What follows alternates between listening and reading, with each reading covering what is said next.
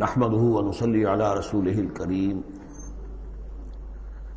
اما بعد فقد قال الله تبارك وتعالى كما ورد في سورة المجادلة اعوذ بالله من الشيطان الرجيم بسم الله الرحمن الرحيم ان الذين يحادون الله ورسوله كبتوا كما كبت الذين من قبلهم وقد انزلنا آیات بینات وللکافرین عذاب مہین صدق اللہ العظیم۔ جیسا کہ میں عرض کر چکا ہوں، سورہ حدید میں اللہ تعالیٰ کے لائق دیے ہوئے نظام عدل و قسط کے قیام کو، انبیاء کرام کی بعثت، کتابوں کے نزول اور جو میزان اللہ نے عطا فرمائی ہے اس کا مقصد قرار دیا گیا۔ ظاہر بات ہے کہ اس نظام عدل و قسط کو قائم کرنے کے لیے جد و جہد ایک سعی کرنی پڑے گی، اور اس میں یقیناً رکاوٹ ڈالی جائے گی ان لوگوں کی طرف سے کہ جو ایک غیر عادلانہ نظام میں مفادات اٹھا رہے ہوں، جن کو کہ کچھ پریولیجز حاصل ہوں۔ مثلا فرض کیجئے کسی معاشرے کے اندر سیاسی ریپریشن ہے، جبر ہے، ظاہر بات ہے کہ وہ ڈکٹیٹر ہیں، کچھ لوگ ہیں کہ جنہوں نے دوسرے لوگوں کو دبایا ہوا ہے، وہ کبھی پسند نہیں کریں گے کہ لوگوں کو ان کے حقوق مل جائیں۔ یا کسی معاشرے کے اندر زیادہ نمایاں چیز جو ہے وہ معاشی استحصال ہے، اکنامک ایکسپلائٹیشن ہے۔ نتیجہ کیا ہوگا کہ ایک طبقہ ہوگا غرباء کا، ہیو ناٹس کا، ایک ہوگا ہیوز کا۔ وہ ہیوز والے جو ہے کبھی نہیں چاہیں گے کہ نظام بدلے، وہ رجسٹ کریں گے ٹوتھ اینڈ نیل۔ لہذا ایک کشاکش، ایک تصادم ناگزیر ہے۔ اس تصادم کے لیے دو گروہ نمایاں ہوتے چلے جائیں گے، ایک جو اللہ کے دین کے پر ایمان رکھنے والے اور جنہوں نے اپنی زندگیوں کو اس کام کے لیے وقف کر دیا ہو کہ اللہ کے دین کو نافذ کریں، دوسرے وہ کہ جو اس کی مخالفت کریں گے۔ اب ان دونوں کی کشاکش اور دونوں کے لیے علیحدہ علیحدہ عنوان ہیں جو تجویز کیے جا رہے ہیں سورہ مجادلہ میں۔ ارشاد ہوا ان الذین یحادون اللہ ورسولہ، یہ یحادون یہ بھی حدید سے ہی بنا ہے، محاددہ باب مفاعلہ، جیسے جوہد سے مجاہدہ تو محاددہ مقاتلہ باب مفاعلہ، یعنی سخت مخالفت، پوری طاقت کے ساتھ مخالفت۔ یقیناً وہ لوگ جو پوری قوت کے ساتھ مخالفت کرنے پر تل گئے ہیں اللہ کی اور اس کے رسول کی، اور ظاہر بات ہے کہ اللہ اور اس کے رسول سے مراد اللہ کا دین ہے۔ اللہ تعالیٰ کی ایک تکوینی حکومت تو پوری دنیا میں ویسے ہی قائم ہے، اللہ کی کوئی کیا مخالفت کرے گا؟ اللہ کے رسول صلی اللہ علیہ وسلم سے بھی ذاتی پرخاش کسی کو کچھ نہیں تھی، کوئی ذاتی چپکلش نہیں تھی، جیسا کہ سورہ انعام میں ہم نے پڑھا ہے وَلَٰكِنَّ الظَّالِمِينَ بِآيَاتِ اللَّهِ يَجْحَدُونَ، یہ تو اللہ کی آیات کا انکار کر رہے ہیں۔ اے نبی جنگ آپ سے نہیں ہے ان کی، وہ تو ہمارے دین سے ہے۔ تو یعنی وہ لوگ کہ جو پوری قوت کے ساتھ مقابلہ کر رہے ہیں، مخالفت کر رہے ہیں اللہ کی اور اس کے رسول کی، یعنی اس کے دین کی اور اس کے دین کے قیام کی۔ دین بھی اگر رکھا رہے کتابوں میں لکھا ہوا اور مزید پی ایچ ڈیز اس پہ آپ کرتے رہیے، کتابیں لکھتے رہیے، تو انہیں کوئی اعتراض نہیں، لیکن جب آپ یہ کہیں گے کہ اس دین کو قائم کرنا ہے تو یہ ہے بات کہ جو بہرحال ٹھنڈے پیٹوں برداشت نہیں کی جا سکتی۔ ان الذین یحادون اللہ ورسولہ کبتوا کما کبت الذین من قبلہم، وہ خوار ہو گئے، تباہ ہو گئے جس طریقے سے کہ ان سے پہلے کے لوگ تباہ ہوئے تھے۔ یعنی یہ کہ جیسے قوم فرعون تباہ ہوئی، قوم نوح تباہ ہوئی، قوم ہود تباہ ہوئی، جس نے بھی مخالفت کی اللہ کی اور اس کے رسول کی، ان کا جو انجام ہوا وہ تمہیں معلوم ہے۔ وَقَدْ أَنزَلْنَا آیَاتٍ بَيِّنَاتٍ، اور ہم اتار چکے ہیں روشن آیات، یعنی مکی صورتوں میں یہ سارے واقعات آ چکے ہیں۔ بڑی بڑی قومیں جو تم سے کہیں بڑھ کر، اے قریش اور اے عرب کے مشرکوں، تم سے کہیں بڑھ کر زیادہ طاقتور تھے، ان کو ہم نے ہلاک کیا۔ وَلِلْكَافِرِينَ عَذَابٌ مُّهِينٌ، یہ تو دنیاوی عذاب تھا جو ان پر آیا، ابھی ان کے لیے عذاب مہین جو ہے، ذلت والا عذاب آخرت کے اندر ہے۔ یوم یبعثہم اللہ جمیعا فینبئہم بما عملوا، جس دن کہ اللہ تعالیٰ ان سب کو اٹھائے گا بعث بعد الموت، اور پھر انہیں جتلا دے گا جو انہوں نے عمل کیے تھے. احصاہ اللہ ونسوہ، اللہ نے تو ان کو محفوظ رکھا ہوا تھا، ان کا ریکارڈ تھا، ایک ایک عمل ان کا جو ہے وہاں پر موجود تھا. ونسوہ، وہ بھول بھی چکے تھے کہ انہوں نے کیا کیا زیادتیاں کی ہیں، کیا کیا حرام خوریاں کی ہیں، وہ تو بھول چکے تھے. واللہ علی کل شیء شہید، اور اللہ تعالیٰ تو ہر چیز پر گواہ ہے، خود نگران ہے. الم تر ان اللہ یعلم ما فی السماوات و ما فی الارض، کیا تم نہیں دیکھتے کہ اللہ تعالیٰ تو جانتا ہے جو کچھ بھی ہے آسمانوں میں اور جو کچھ بھی ہے زمین میں. ما یکون من نجوا ثلاثۃ الا هو رابعهم، نہیں ہوتے کبھی بھی تین آدمی سرگوشیاں کرتے ہوئے مگر یہ کہ ان کا چوتھا اللہ ہوتا ہے. جماعتی زندگی میں ایک بڑا فتنہ پیدا ہو جاتا ہے کہ گروپ بندی ہو جائے، اور پھر وہ گروپس جو ہیں خفیہ جو ہے چیمیں گوئیاں شروع کر دیں. ایک جماعت ہے، اس جماعت میں ظاہر بات ہے اختلاف رائے بھی ہو سکتا ہے، لیکن اختلاف رائے کے لیے جو فورم ہے جہاں اختلاف رائے کا اظہار ہونا چاہیے وہاں اختلاف کیا جائے، اس کے قواعد و ضوابط کو ملحوظ رکھتے ہوئے. اس کی بجائے پرورٹڈ ذہنیت جو ہوتی ہے، تخریبی ذہنیت ہوتی ہے، وہ یہ ہے کہ اپنی ایک علیحدہ سی لابی بنا کر اور اپنے ہی مشورے کر رہے ہیں، گفتگویں کر رہے ہیں، تاکہ اپنے خیال میں تو اور پختہ سے پختہ ہوتے چلے جائیں. اگر عام ڈائیلاگ ہو تو اس میں تو پورا موقع ہوتا ہے کہ آج آپ کو کوئی خیال آیا ہے لیکن کل آپ کو اس کی غلطی آپ پر واضح ہو جائے، اور جو دوسرا خیال ہے آپ اس کے قائل ہو جائے کہ نہیں وہ بات واقعی میری سمجھ میں نہیں آئی تھی، اب سمجھ میں آ گئی ہے. لیکن اگر اس کی بجائے اوپن ڈائیلاگ کی بجائے اگر یہ خفیہ سرگوشیاں شروع ہو جائیں تو یہ گویا کہ پھر اس جماعت کے لیے یہ ایک بہت بڑا سمجھیے کہ سم میں قاتل ہے، زہر ہے، مہلک زہر ہے. تو اس کا ذکر ہو رہا ہے. ما یکون من نجوا ثلاثۃ، جب کئی علیحدگی میں اور خفیہ مشورے کرتے ہیں تین افراد، الا هو رابعهم، اللہ تعالیٰ ان کے ساتھ موجود ہوتا ہے چوتھا.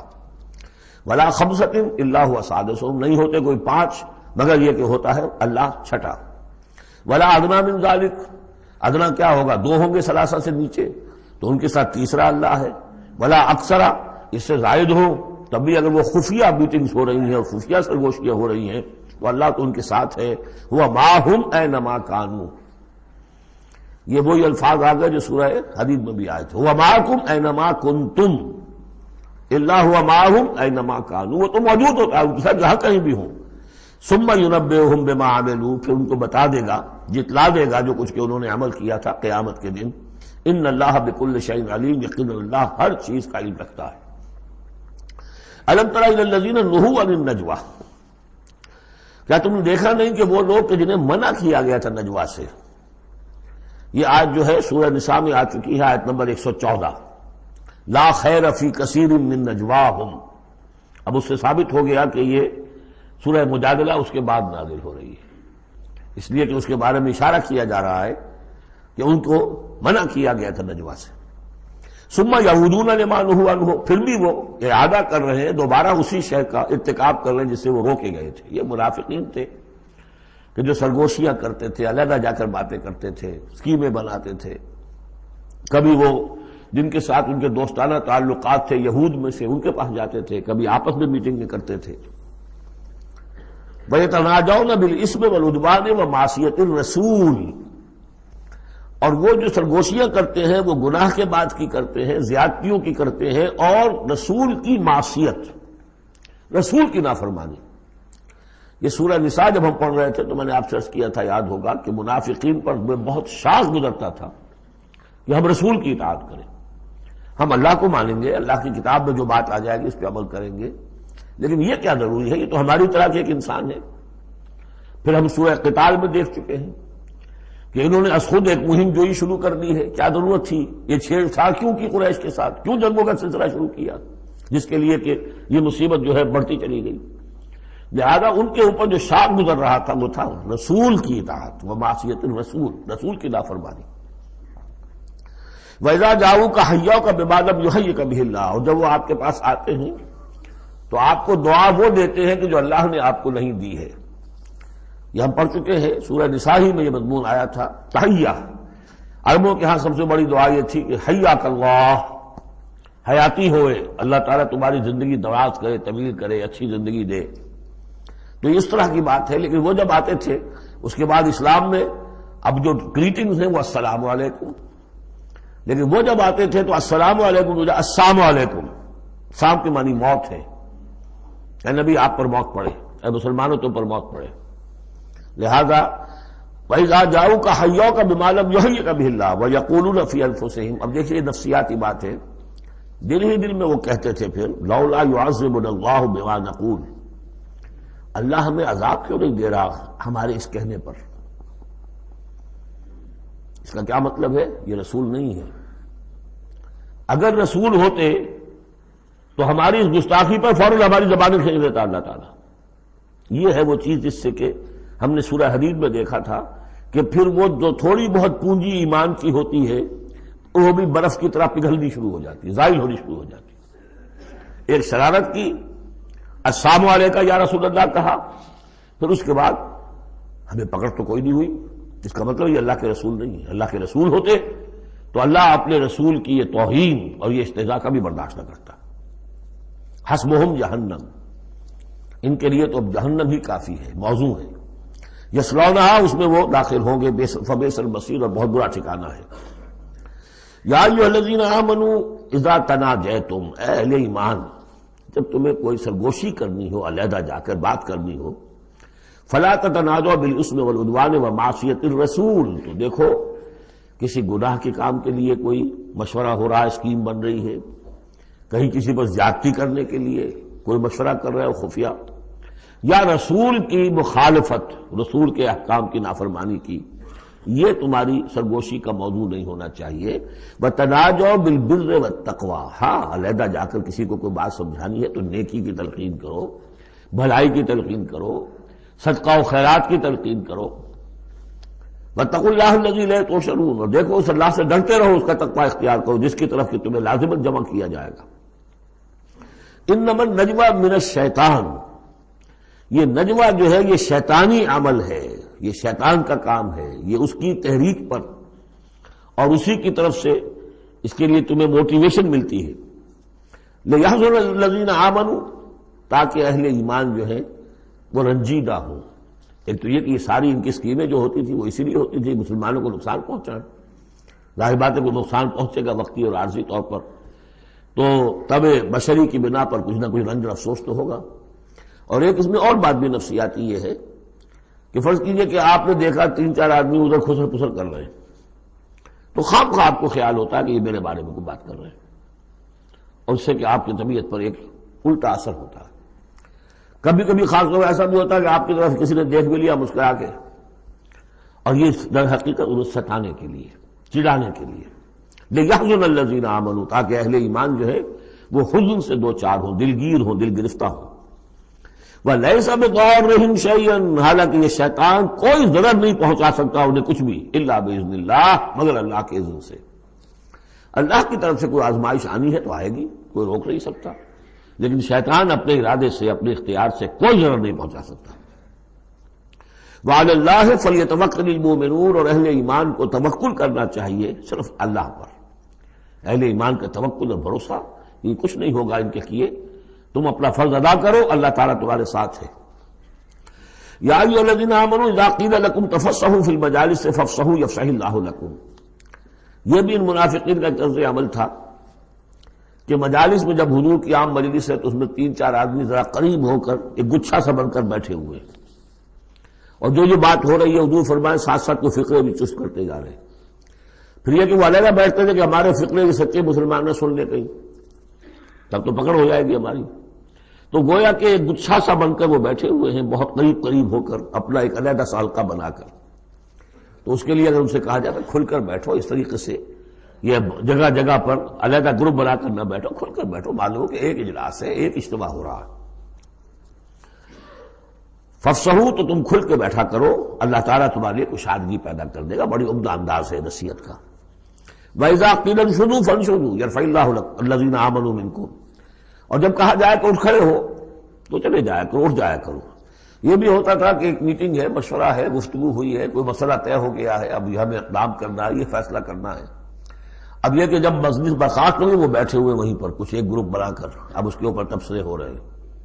یہ بھی در حقیقت بحیثیت مجموعی جماعت کے اندر ایک سوء ظن کی سی فضا پیدا کرنے والی شے ہے۔ اب جب اجتماع تھا، بیٹھے تھے، اجتماع ختم ہو گیا، اب جائیے. جب کہا جائے کہ اٹھ جاؤ تو اٹھ جایا کرو، اٹھ کھڑے ہوا کرو.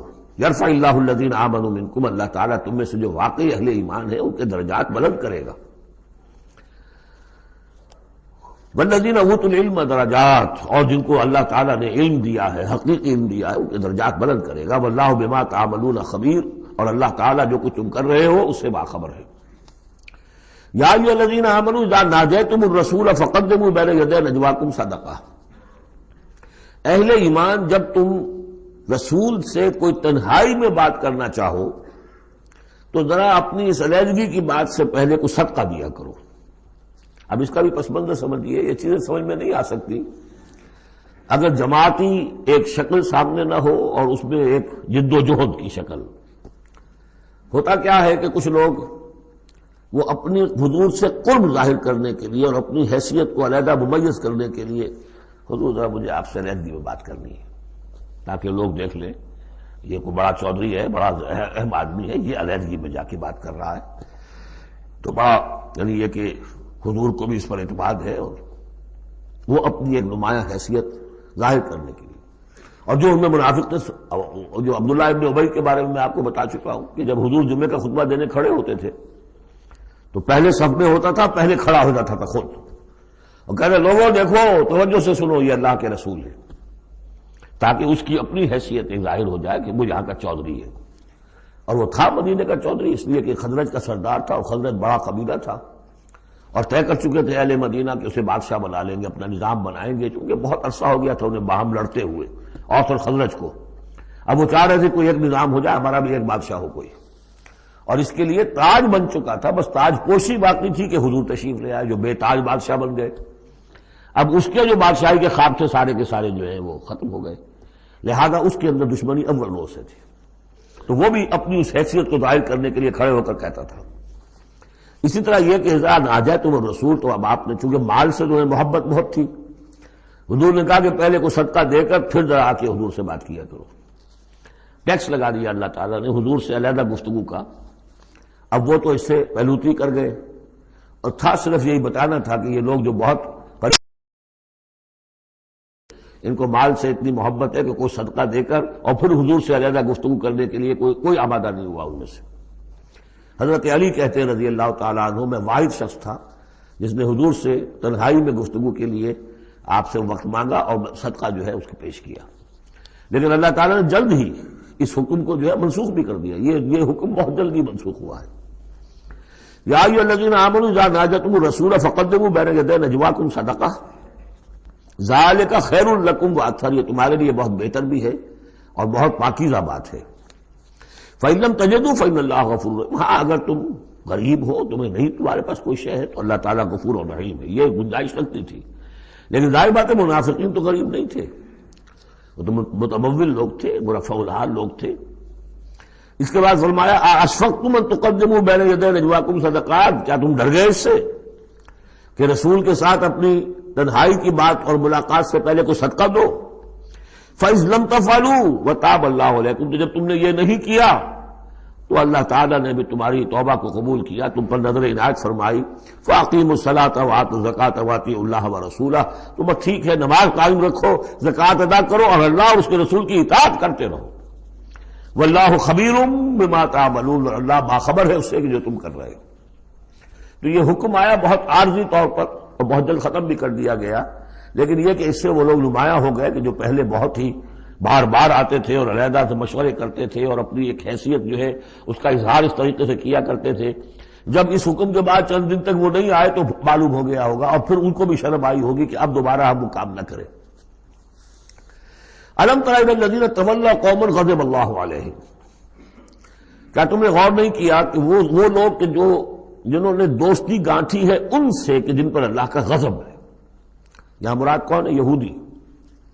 یہودی کون ہے؟ مغضوب علیہم، جو لوگ ہیں مسلمانوں تم میں سے، چاہے اوس کے ہوں یا خزرج کے ہوں، جنہوں نے ان سے ابھی تک یارانے گانٹھے ہوئے ہیں، دوستیاں ہیں، حلیفی کے پرانے تعلقات کو ابھی تک نبھا رہے ہو. الم تر الی الذین تولوا قوما غضب اللہ علیہم ما هم منکم ولا منهم، وہ نہ تم میں سے ہے نہ ان میں سے. یہ منافقین کا یہ رول، لا الہ الا ولا الہ الا، مذبذبین بین ذالک کی سورہ نساء میں ہم پڑھ چکے ہیں. وَيَحْلِفُونَ عَلَى الْكَذِبِ وَهُمْ يَعْلَمُونَ، اور وہ جانتے بوجھتے جھوٹے حلف اٹھاتے ہیں، قسمیں کھاتے ہیں، جھوٹی قسمیں کھاتے ہیں. أَعَدَّ اللَّهُ لَهُمْ عَذَابًا شَدِيدًا، اللہ تعالیٰ نے تیار کر رکھا ہے ان کے لیے ایک سخت عذاب. إِنَّهُمْ سَاءَ مَا كَانُوا يَعْمَلُونَ، یقیناً جو طرز عمل وہ اختیار کیے ہوئے وہ بہت ہی برا ہے. اتخذوا أيمانهم جنة، انہوں نے اپنی قسموں کو ڈھال بنا لیا ہے. جہاں کسی بات پر گرفت ہوئی، خدا کی قسم، اللہ گواہ ہے یہ معاملہ یوں نہیں تھا، یوں تھا. اب دوسرا شخص جو ہے شریف مسلمان ہے، وہ مروت میں آ کے اللہ کی قسم کھا رہا ہے تو کم سے کم چپ تو ہو جاتا تھا. اب میں کیا کروں؟ لہذا انہوں نے قسموں کو اپنی ڈھال بنا لیا. فصدوا عن سبیل اللہ، تو وہ رکتے بھی ہیں، روکتے بھی ہیں اللہ کے عذاب سے، اللہ کے راستے سے. فلہم عذاب مہین، تو ان کے لیے اہانت آمیز عذاب ہے. لن تغنی عنہم اموالہم ولا اولادہم من اللہ شیئا، ان کے کچھ کام نہیں آئیں گے، نہ ان کے اموال نہ ان کی اولادیں، من اللہ کے مقابلے میں کچھ بھی. اولئک اصحاب النار، یہ حقیقتاً جہنمی ہیں، ہم فیہا خالدون، اور اس میں ہمیشہ ہمیشہ رہیں گے. بظاہر کون ہے؟ بظاہر تو محمد کے ماننے والے ہیں صلی اللہ علیہ وسلم. منافق کون تھے؟ اسلام کا دم بھرتے تھے، کہتے تھے ہم مسلمان ہیں. جو سورہ منافقون آئے گی اسی سلسلے میں، قسمیں کھاتے تھے. اذا جاءک المنافقون قالوا نشهد انک لرسول اللہ واللہ یعلم انک لرسولہ واللہ یشهد ان المنافقین لکاذبون. یہ منافق جو کہہ رہے ہیں جھوٹ کہہ رہے ہیں، حالانکہ بات تو کہہ رہے ہیں سچی ہے کہ آپ اللہ کے رسول ہیں. بات سچی کہہ رہے ہیں لیکن ہیں جھوٹے، اس لیے کہ ان کے دل میں آپ پر ایمان نہیں ہے. یوم یبعثہم اللہ جمیعا، جس دن کہ اللہ تعالیٰ ان سب کو اٹھائے گا. فَيَحْلِفُونَ لَهُ كَمَا يَحْلِفُونَ لَكُمْ، تو وہ اللہ کے سامنے بھی اسی طرح کی جھوٹی قسمیں کھائیں گے جیسے کہ آج تمہارے سامنے کھا رہے ہیں. یعنی یہ کہ ان کی عادت جھوٹی قسمیں کھانے کی اتنی پختہ ہو جائے گی کہ تمہارے سامنے جس طرح کی جھوٹی قسمیں کھاتے ہیں ایسی جھوٹی قسمیں اللہ کے سامنے کھائیں گے، وہاں بھی جا کر یہ چوکنے والے نہیں. یحلفون لکم، جیسے تمہارے یہ قسمیں کھاتے ہیں. یحسبون انہم علی شیء، سمجھیں گے کہ ہم ہیں کسی نہ کسی بات پر، ہماری بھی کوئی حیثیت ہے. بہرحال ہم نے بھی کچھ نہ کچھ تو کام کیا تھا، ہم نے نمازیں پڑھی تھی، ہم نے روزے رکھے تھے، ہم نے آخر ایک وقت میں ہم اسلام قبول کیا تھا ہم نے. وَيَحْسَبُونَ أَنَّهُمْ عَلَىٰ شَيْءٍ أَلَا إِنَّهُمْ هُمُ الْكَاذِبُونَ، آگاہ ہو جاؤ کہ وہ حقیقت میں جھوٹے ہیں. استحوذ علیہم الشیطان، شیطان نے ان کو اپنے قابو میں کر لیا ہے، شیطان نے قابو پا لیا ہے ان پر. فانساہم ذکر اللہ، اور انہیں غافل کر دیا ہے، بھلا دیا ہے انہیں اللہ کی یاد. اولئک حزب الشیطان، جان لو کہ یہ ہے شیطان کی پارٹی. یعنی شیطان کی پارٹی جو ہے، ایک تو وہ ہے کہ جو کھلم کھلا سامنے سے وار کرنے والے ہیں. مشرکین مکہ تھے، کھلم کھلا جو بھی کر رہے تھے حضور کے خلاف، کھلم کھلا اقدام تھا. انہوں نے اپنی گردنیں کٹوائی اپنے باطل معبودوں کے لیے، اپنے دین کے لیے، اپنے جو بھی ان کے توہمات تھے ان کے لیے.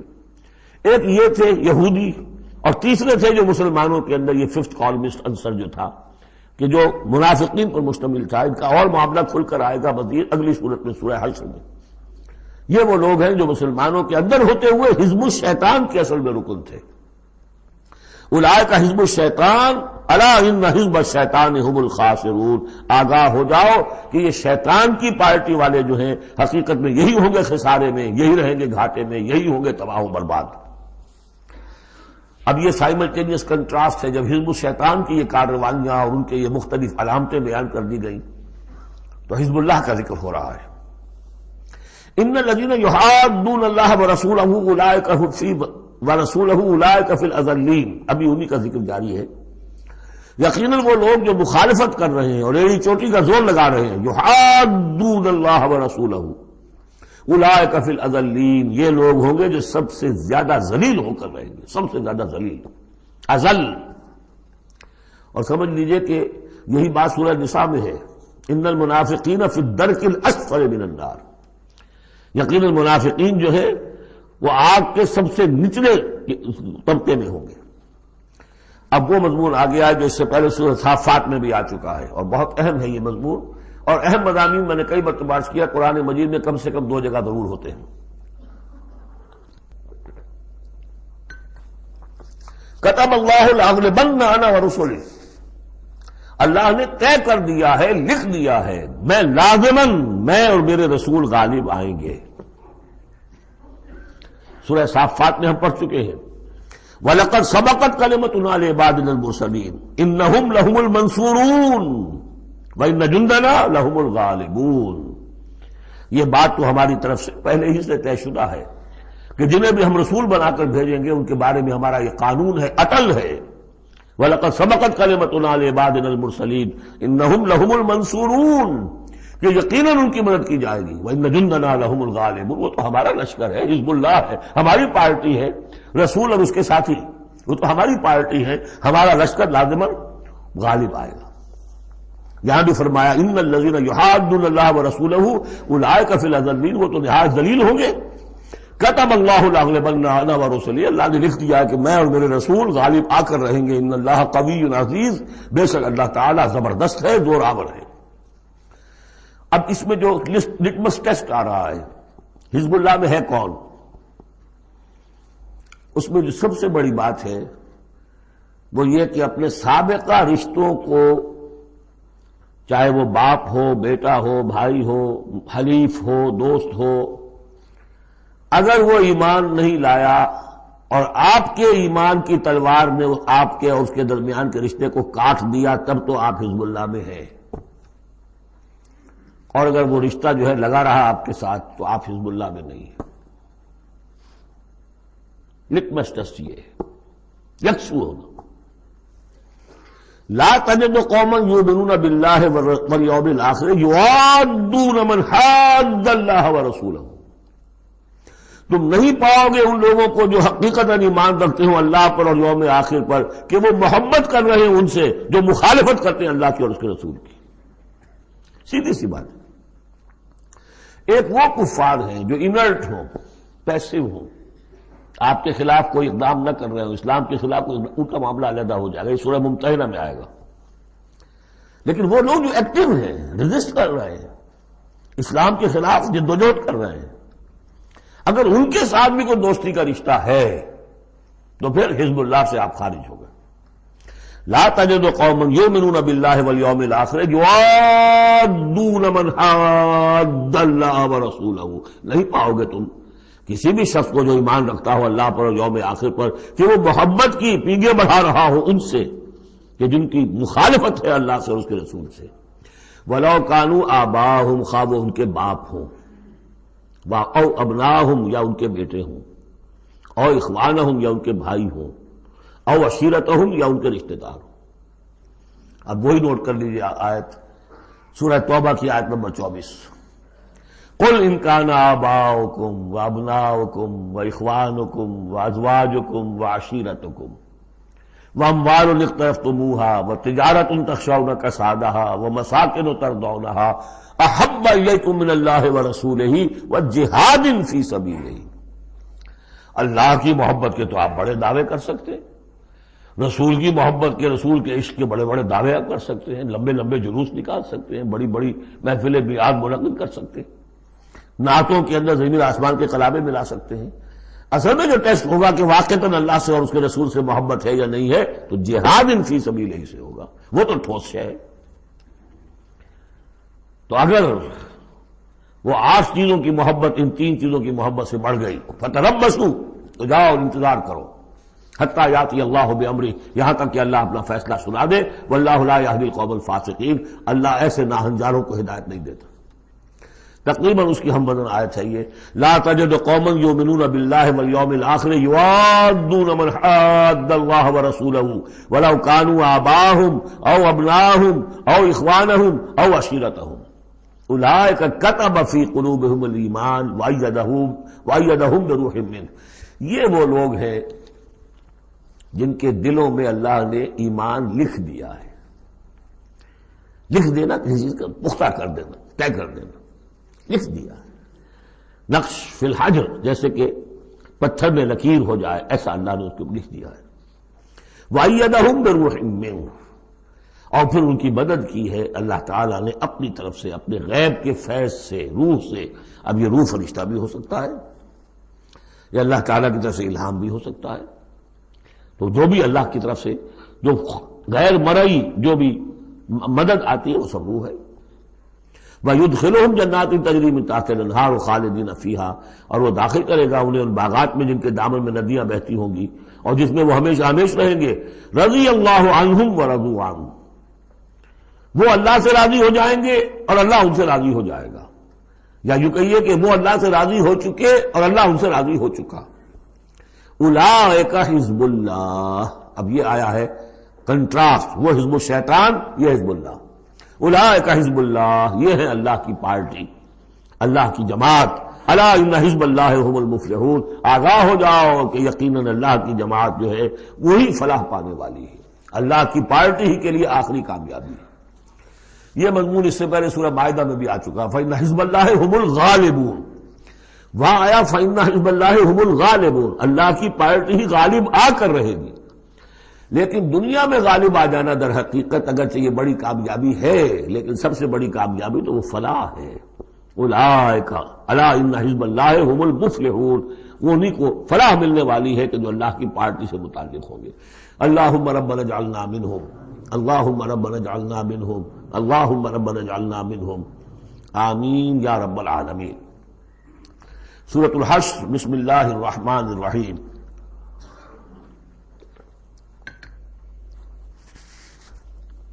سبح للہ ما فی السماوات وما فی الارض. سورہ حدید اس سے ایک لفظ میں بڑھ گیا صرف، وہاں تھا سبح للہ ما فی السماوات والارض، یہاں ما فی کا اضافہ. تسبیح کرتی ہے اللہ کی ہر وہ شے جو آسمانوں میں ہے اور ہر وہ شے جو زمین میں ہے، گویا کہ ایمفیسس بڑھ گیا.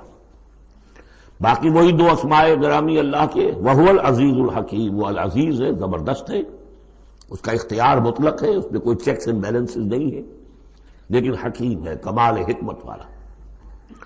هو الذی اخرج الذین کفروا من اہل الکتاب من دیارہم لاول الحشر. اس میں اب یہ غزوہ بنی نذیر کا ذکر ہو رہا ہے.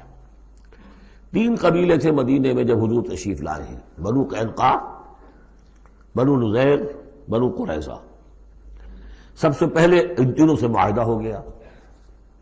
سب سے پہلے شرارت کی تھی غزوہ بدر کے فوراً بعد، وہ بنو قینقاع نے کی تھی. انہوں نے اپنے معاہدے کی خلاف ورزی کی، شرارتیں کی، تو حضور نے ان کو مدینے سے نکال دیا. دوسری باری آئی اس کی، یہ ہے بنو نذیر. غزوہ احد کے بعد سن 3 میں غزوہ احد ہوا ہے، سن 4 میں ان یہ واقعہ پیش آیا ہے. انہوں نے، ان کا ایک سردار تھا کعب ابن اشرف، اس نے بڑی ریشہ دوانی شروع کی. قریش کے ساتھ سلسلہ جنبانی ہو رہا ہے، خود بھی گیا کسی طریقے سے. ہم تو، ہماری جان زیق میں آ گئی ہے، محمد آ گئے وہاں پر، آپ کی قوم کے لوگ ہیں، اب آپ ہی ہمیں ہماری جان ان سے چھڑائیں اور آپ لوگ حملہ کریں، ہم اندر سے مدد کریں گے. لہذا یہ ساری ریشہ دوانی ہو رہی تھی. ایک مرتبہ حضور کو بلایا، کچھ معاملات میں گفتگو کرنی ہے. جہاں بیٹھے ہوئے تھے کسی دیوار کے سائے میں نیچے، اس کے اوپر سے ایک بڑی چکی کا پاٹ جو ہے پھینکا تاکہ حضور کو ہلاک کر دے. تو یہ ساری ان کی طرف سے ریشہ دوانیاں ہو رہی تھیں. اس کے بعد بالآخر حضور نے فیصلہ کیا اور ان کے خلاف اقدام کیا. ربیع الاول سن 4 میں محاصرہ کر لیا ان کا. 6 دن یا یہ کہ مختلف تعداد آئی ہے دنوں کی، یہ محاصرہ جاری رہا. ان میں ہمت نہیں ہوئی کہ یہ مقابلہ کرتے. بالآخر انہوں نے سرنڈر کر دیا اور طے یہ پایا کہ انہیں جانے کی اجازت ہوگی اور جو سامان بھی یہ یہاں سے لے جا سکے. تو اب یہ ظاہر بات ہے کہ ان کے مکان تھے، وہ مکان بھی وہ گرا رہے تھے، کیواڑ ہی لے جائیں، وہ جو اوپر کڑیاں لگی ہوئی ہیں وہی لے جائیں. تو یہ سب کے سب جو پورا قبیلہ ہے نکل گیا، جو سامان اٹھا کر لے جا سکتے تھے وہ لے گئے. وہ تیسرا معاملہ جو ہوا پھر وہ بنو قریظہ کا ہوا، وہ غزوہ احزاب کے بعد ہوا، وہ ہم پڑھ چکے ہیں سورہ احزاب کے اندر. اس طرح ایک ایک کر کے تینوں ان قبائل نے یہود کے وعدہ خلافی کی اور پھر وہ اپنے کیفر کردار کو پہنچے. یہ بنی نذیر کا معاملہ ہے.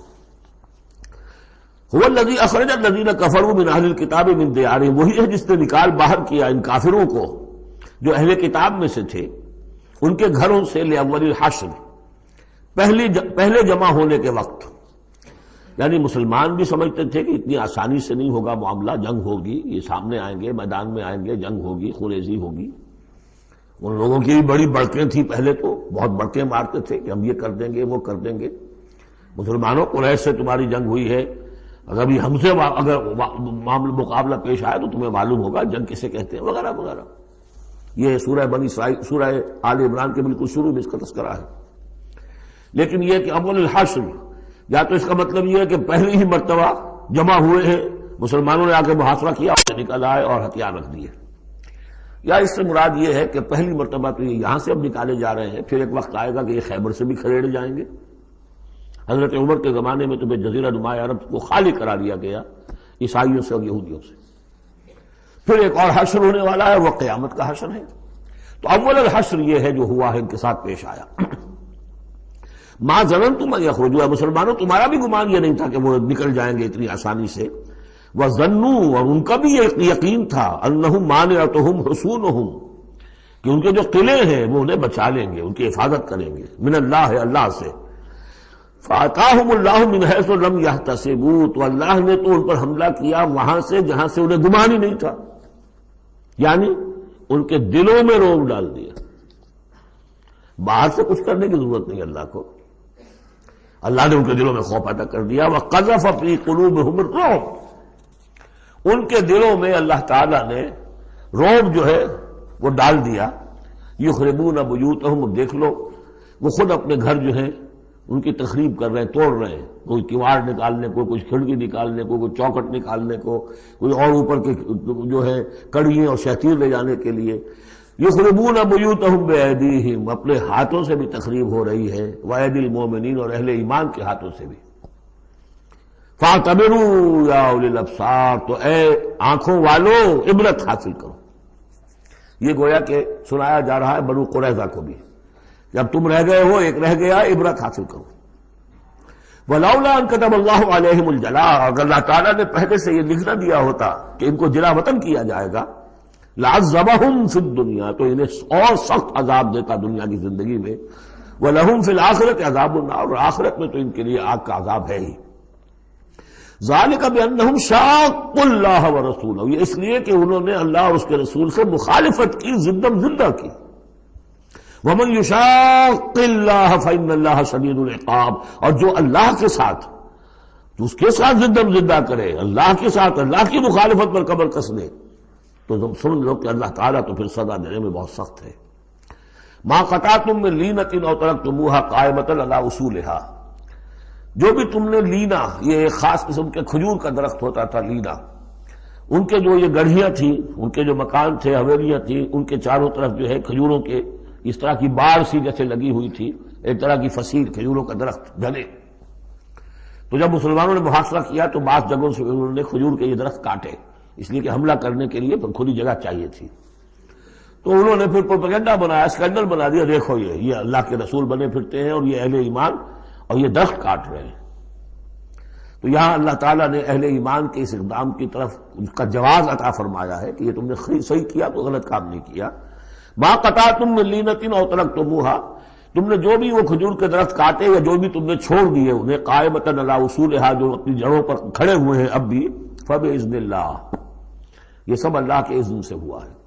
یعنی اللہ کے رسول صلی اللہ علیہ وسلم نے اگر نہیں روکا ہے تو ان کا نہ روکنا گویا کہ اللہ کی طرف سے اس کی ایک منظوری اور اس کی طرف سے اللہ تعالیٰ کی طرف سے امپلائڈ جو ہے اس کی سینکشن ہے.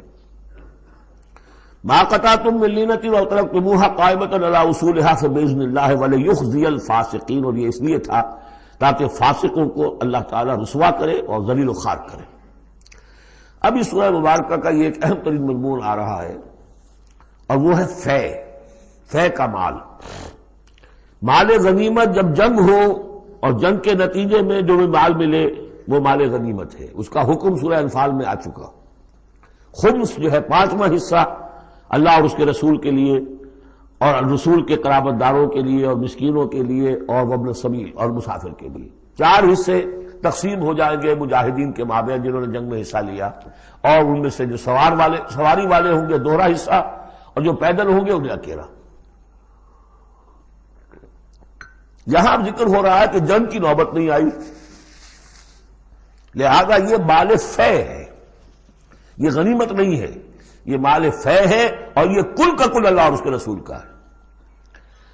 گویا کہ اس میں کسی کو بھی مسلمان کو کوئی حصہ نہیں ملے گا سوائے اس کے کہ جو اللہ کا رسول کسی کو فقیر کو غریب کو مسکین کو دینا چاہے وہ الگ بات ہے۔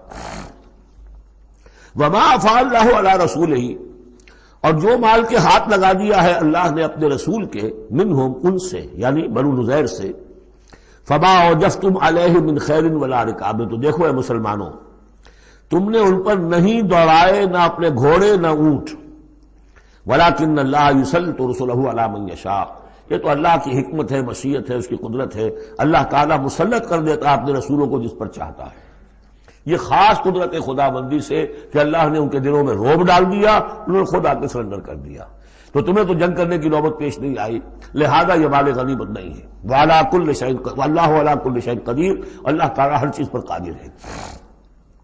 اب یہ حکم آ رہا ہے، ما افاء اللہ علی رسولہ من اہل القریٰ، جو مال بھی ہاتھ لگا دے اللہ اپنے رسول کے ان تمام بستی والوں سے، فللہ وللرسول ولذی القربى والیتامى والمساکین وابن السبیل، اس کا جو مصرف ہے وہ یہ کہ اللہ اور اس کا رسول، اس سے مراد ہے اسلامی ریاست، پھر رسول کے اپنے اخراجات، اپنی ازواج مطہرات کا دار نفقہ، اپنا جو ذمہ داریاں ہیں معاشرتی، پھر رسول کے قرابت دار، ظاہر بات ہے ذی القربیٰ جو ہے وہ عام آدمی کے بھی قرابت دار ہیں، ان کے ساتھ حسن سلوک ہوتا ہے، تو رسول کے بھی تو قرابت دار ہیں، اور رسول کا کوئی اور ذریعہ معاش تو ہے نہیں۔ والیتامى والمساکین وابن السبیل، باقی اس کے علاوہ جو بھی مستحق ہیں، فقراء ہیں، غریب ہیں اور ان کے لیے محتاج ہیں، کہ لا یکون دولۃ بین الاغنیاء منکم، اور یہ اہم ترین اسٹیٹمنٹ آف آبجیکٹیوز ہے۔ مقصد کیا ہے؟ کہ لا یکون، تاکہ ایسا نہ ہو کہ دولت تمہارے امیروں ہی کے مابین چکر لگاتی رہے۔ یعنی ظاہر بات ہے کہ اب جو لوگ بھی جو جنگ میں حصہ لیا ہے، جن کے پاس گھوڑے بھی تھے اور اونٹ بھی تھے، اب ان کو دگنے حصے مل جاتے سارے اس مال میں سے، تو گویا کہ جو لوگ پہلے ہی سے کچھ مرفع الحال ہیں، جن کے پاس پہلے ہی کچھ ہے، انہی کی طرف مال اور بڑھ رہا ہے، اور جو بیچارے غریب ہیں وہاں کے، وہ گویا کہ اس سے ان کی غربت کے ازالے کی کوئی شکل نہیں ہو پائے گی۔ تو اللہ تعالیٰ کے سامنے یہ ہے کہ دولت کی تقسیم ہو ایسی کہ اس کی سرکولیشن جو ہے معاشرے کے اندر، اس کی گردش دولت ایسی ہو کہ سب کو حصہ ملے اور سوسائٹی کے تمام طبقات جو ہے اس سے مستفید ہوں۔ کہ لا یکون دولۃ بین الاغنیاء منکم، تاکہ ایسا نہ ہو کہ یہ دولت، یہ سرمایہ، یہ مال تمہارے امیروں ہی کے مابین گردش میں رہے۔ اس کی ایک سادہ سی مثال میں دیتا ہوں کہ ایک کروڑ پتی کی بیٹی لاکھوں روپے کا جہیز لے کے ایک کروڑ پتی کے بیٹے کے گھر چلی گئی، گویا کہ وہ لاکھوں روپے کے جہیز نے گردش تو کی، لیکن ایک کروڑ پتی سے نکل کے دوسرے کروڑ پتی کے ہاں چلی گئی۔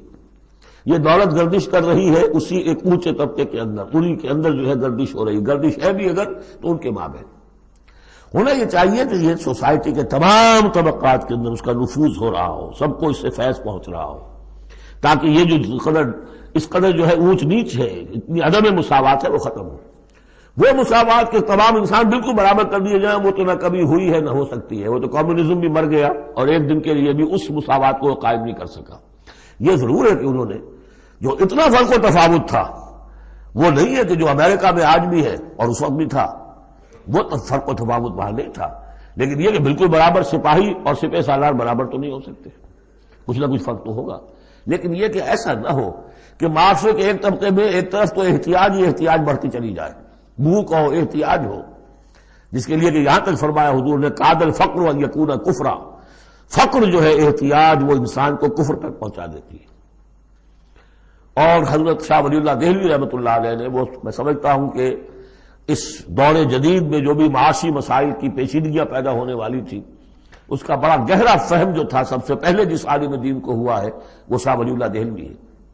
ان کا کہنا یہ ہے کہ جس معاشرے میں، جس ملک میں تقسیم دولت کا نظام غیر منصفانہ ہوگا، اس کا نتیجہ یہ نکلے گا کہ ایک طرف دولت کے انبار ہوں گے، نتیجہ یہ کہ عیاشیاں ہوں گی، بدماشیاں ہوں گی، دوسری طرف عام لوگ جو ہے وہ ڈھور ڈنگر بن کر رہ جائیں گے، وہ بار برداری کے جانوروں کی حیثیت اختیار کر لیں گے کہ صبح سے لے کے شام تک کمر توڑ دینے والی جو ہے مشقت کر کے بھی بمشکل اپنی ضرورت پوری کر رہے ہیں۔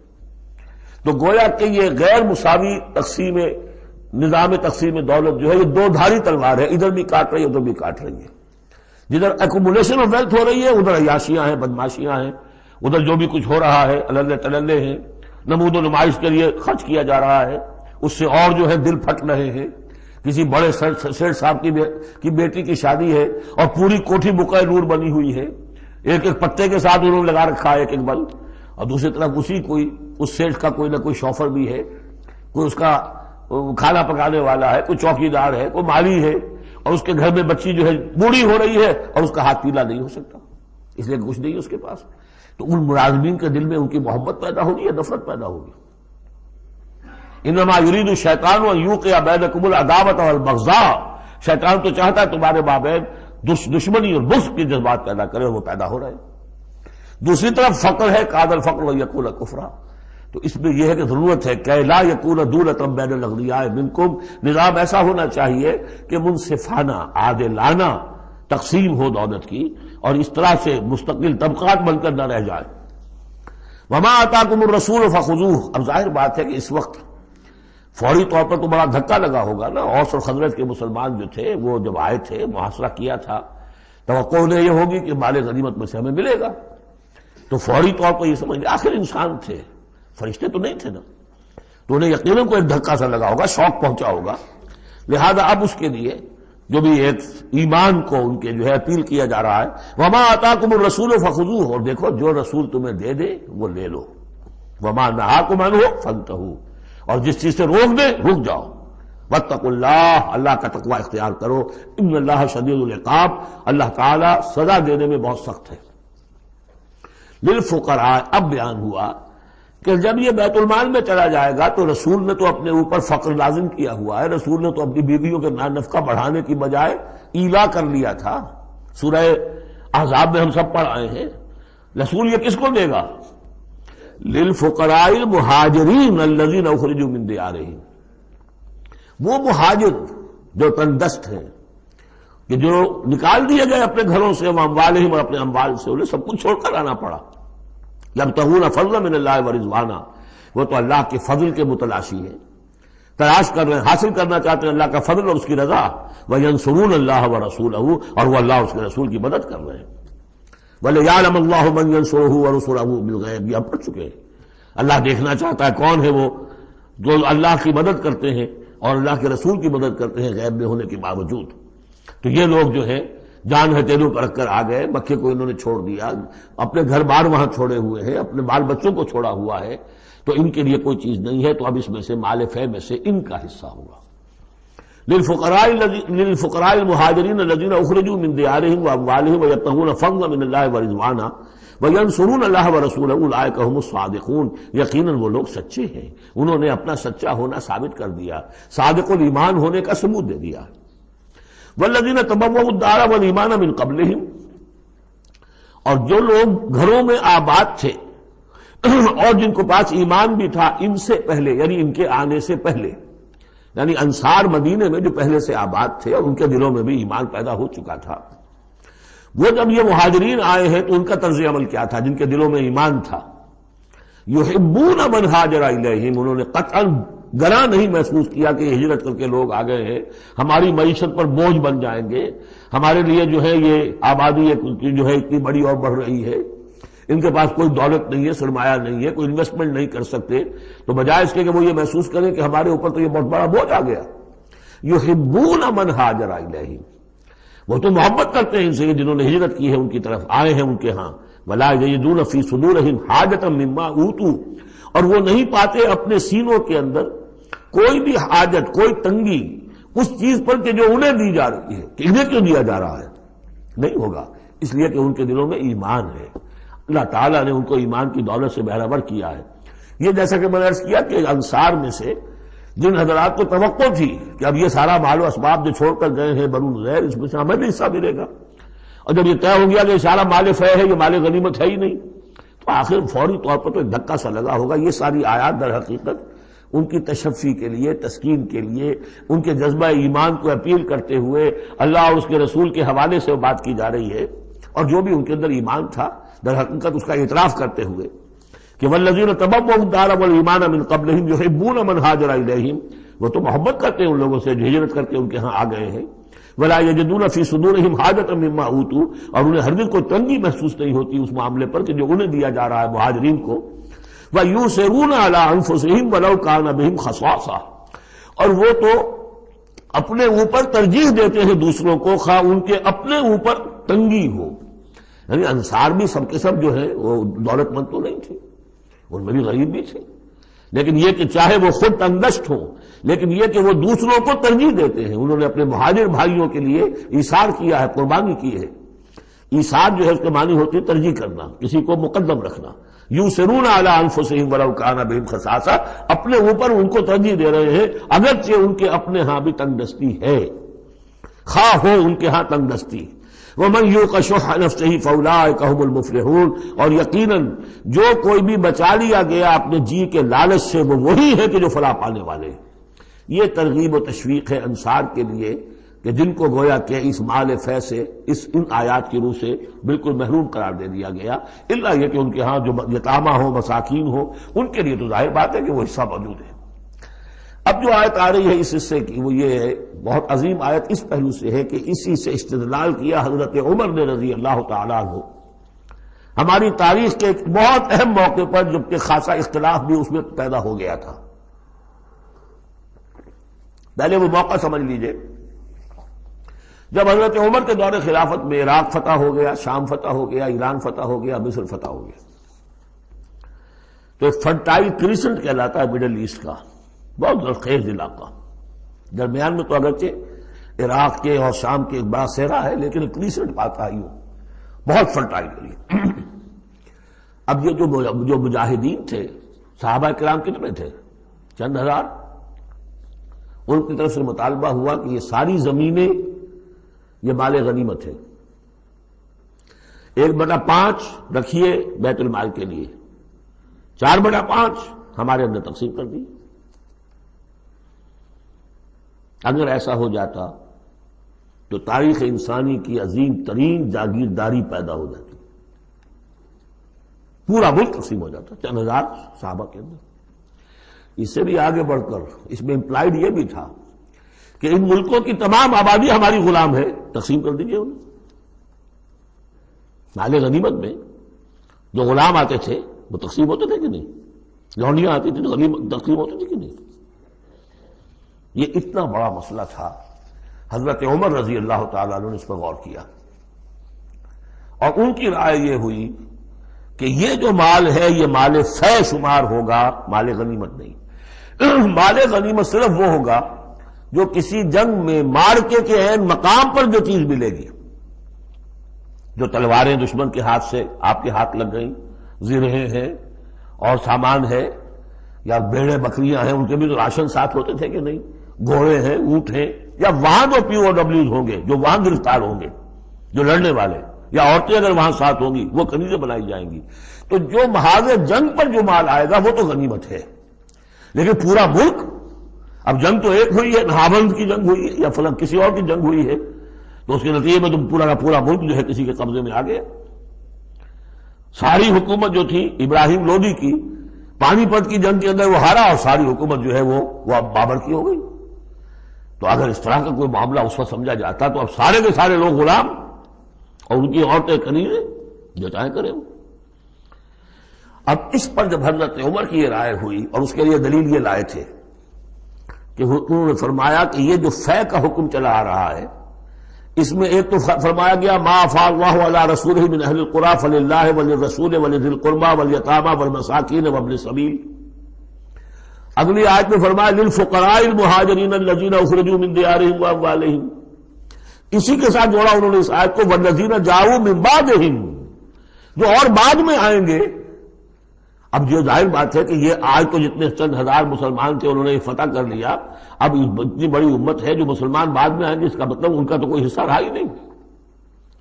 یہ بیت المال کے حصہ کی ملکیت قرار پائیں گی ساری زمینیں، تاکہ یہ امت مسلمہ کی ایک کلیکٹو ملکیت ہو، collective ownership of the whole مسلم امہ، تاکہ اس سے جو بیت المال کے اندر خراج آئے گا اس خراج سے تمام مسلمانوں کی بہبود، اور یہ کہ اللہ کے دین کی آگے نشر و اشاعت، اس کا ایک مکمل نظام، اور جو ہماری حدیں ہیں تو سرحدوں کے اوپر جو ہے فوجی پہرا، اس کے لیے باقاعدہ فوج رکھنا، اس کے لیے مسلسل جو ہے آمدنی چاہیے، اس سب کے لیے حضرت عمر نے کہا کہ یہ مال فے قرار پائے گا ان لوگوں کی اس آیت کی روح سے، کہ اس میں حق صرف انہی کا نہیں ہے کہ جو اس وقت ہیں، والذین جاءوا من بعدہم، وہ جو لوگ ان کے بعد آئیں گے ان کا بھی اس کے اندر حق ہے۔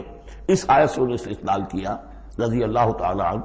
اور یہ بھی میں آپ کو بتا دوں کہ صحابہ میں سے بڑے اہم صحابہ نے حضرت عمر سے اختلاف کیا، ان کا نہیں یہ مال غنیمت تقسیم کیجیے۔ پھر یہ کہ ایک باقاعدہ جو ہے ایک کمیشن بنایا گیا، اس میں کچھ اوس کے، کچھ انصار اور کچھ جو ہے خزرج کے، ان کو ایک کمیشن بنایا گیا، انہوں نے غور کیا، سب کی بات سنی، اور پھر حضرت عمر رضی اللہ تعالیٰ عنہ کی رائے کے مطابق انہوں نے فیصلہ دیا، اور اسی پر پھر اجماع ہو گیا۔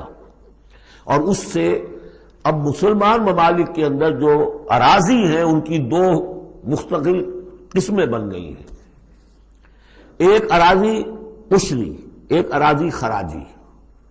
عشری اراضی ان مسلمانوں کی قرار پائی اور اس علاقے کے مسلمانوں کی قرار پائی جو بغیر لڑے بھڑے ایمان لے آئے، جیسے مدینے کے لوگ۔ حضور نے مدینے کو فتح تو نہیں کیا بلکہ وہ تو خود لے کر آئے حضور کو، تو وہاں کی زمینیں انہی کے قبضے میں رہی۔ عشری زمین قبضے میں ہوتی ہے، ملکیت ہوتی ہے مسلمان کی، اس میں سے عشر ہوگا پیداوار کا 10واں حصہ یا 20واں حصہ۔ یہ زمینیں کہ جہاں کسی قوم نے، کسی فوج نے در بھڑ کر پھر شکست کھائی ہو یا پھر کسی اور طریقے سے فتح کیا گیا ہو ملک، اگر مسلمانوں نے فتح کیا ہو تو وہاں کی ساری زمینیں خراجی ہیں، وہ کسی کی انفرادی ملکیت نہیں ہے بلکہ اجتماعی ملکیت ہے۔ کلیکٹو اونرشپ آف لینڈ پہلی مرتبہ تاریخ انسانی میں حضرت عمر رضی اللہ تعالیٰ عنہ کے اس اجتہاد کے نتیجے میں وجود میں آیا ہے۔ کلیکٹو اونرشپ آف لینڈ، یہ کسی کی انفرادی ملکیت نہیں۔ جو ملک بھی فتح کیا گیا ہے بزور شمشیر طاقت کے ساتھ، اس کی زمینیں خراجی ہیں، عشری نہیں ہے، یعنی وہ مسلمانوں کی اجتماعی ملکیت ہے، انفرادی نہیں ہے۔ اب مسلمان ہو چاہے تو وہاں پر، چاہے وہ مجوسی تھے یا ہندو ہو، کوئی ہو، وہ کاشت کریں گے، لیکن اس میں سے خراج جائے گا سیدھا بیت المال میں، کوئی اس میں بیچ میں نہ زمیندار ہے اور نہ کوئی جاگیردار ہے۔ اس زمین کو کہتے ہیں خراجی زمین۔ اور پچھلی صدی تک تقریباً اس پر اجماع تھا کہ ہندوستان کی ساری زمینیں خراجی ہیں، یہاں کوئی اصلی زمین نہیں ہے، کوئی زمین ملکیت ہی نہیں ہے، کسی کو ملکیت نہیں، سب یہ مسلمانوں کی اجتماعی ملکیت ہے۔ چنانچہ قاضی صلاح اللہ پانی پتی رحمۃ اللہ علیہ پچھلی صدی کے بڑے عظیم مفسر، محدث، بہت بڑے صوفی، بہت بڑے مفتی، ان کی تفسیر جو ہے تفسیر مظہری، وہ انہوں نے اپنے مرشد کے نام پر لکھی خود ہے، لیکن نام تفسیر صلاحی نہیں رکھا، تفسیر مظہری اپنے استاد کے نام سے منسوب کیا۔ تو اس تفسیر کے لکھنے والے شخص نے جو رسالہ لکھا ہے مالا بدھ منہ، وہ فقہ کا ایک بہت ہی ابتدائی سا رسالہ ہے اور ہمارے سارے عربی مدارس میں وہ پڑھایا جاتا ہے۔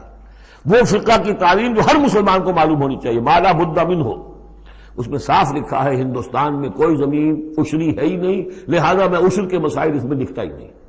خام خواہ طلبہ کے دلوں پر بوجھ پڑے، کیا ضرورت ہے جبکہ یہاں اس کی اپلیکیشن ہی نہیں ہے۔ ہندوستان میں کوئی زمین جو ہے عشری نہیں، سب خراجی ہے۔ خراجی ہے تو اس کا نتیجہ کیا نکلتا ہے کہ بالکل نیا بندوبست اراضی ہو سکتا ہے، ان جاگیرداروں سے زمین واپس لی جا سکتی، ملکیت ہی نہیں ہے ان کی۔ یہ تو یہ کہ کبھی کسی شہنشاہ نے دے دی یا انگریزوں نے دے دی، کسی اور نے دے دی، ان کی ملکیت نہیں ہے، یہ ہے عشری زمین، یہ خراجی زمینیں خراجی رہیں گی۔ یہ بہت اہم مسئلہ ہے اور اس کا تعلق اس آیت سے ہے۔ والذین جاءوا من بعدهم یقولون ربنا اغفر لنا ولاخواننا الذین سبقونا بالایمان، وہ یہ کہتے ہیں پروردگار ہمیں بھی بخش دے اور ہمارے ان بھائیوں کو بھی بخش دے جو ایمان میں ہم سے سبقت لے گئے، ہم سے پہلے تھے۔ ولا تجعل فی قلوبنا، اور ہمارے دلوں میں مت پیدا کر غلا، کوئی بھی کدورت، کوئی بھی بیر، للذین آمنوا، ان لوگوں کے لیے جو صاحب ایمان ہو۔ ربنا انک رؤوف الرحیم، پروردگار تو رؤوف ہے اور رحیم ہے۔ بارک اللہ لی ولکم فی القرآن العظیم ونفعنی وإیاکم بالآیات والذکر الحکیم۔